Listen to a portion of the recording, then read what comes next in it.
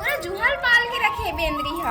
नहीं ना भाभी कलावत एकदम। औ का कल्लावा थे कहा थस जुहा देखा बर जियान पर थे बड़े बड़े जुहल पाल के रखे हस।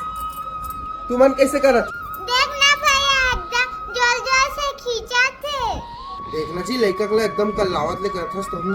ते तो चुपे चाप रहा आधा तोरे कारण मुड़ी में चढ़ गए है। जाना था जुहा इतना हो गए रहा ते कंतेल से फुला दो कि गलो नहीं कहा। अजी त मोल बोलना चाहिए तू मन बोलहू तभे लाहू मैं बोले लागी तो बतावे तभे लाहूगा। लेना आज जात हो मार्केट ऐसे जुआ दवाई लाहू ओकर पूरा जुआ साफ हो जाई हवा नहीं लगेला। ठीक है ए दे शैम्पू हारे धो देबे।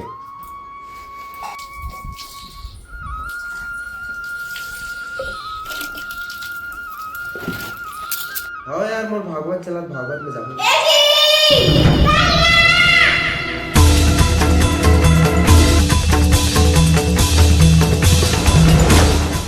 कहोगे पायल देखना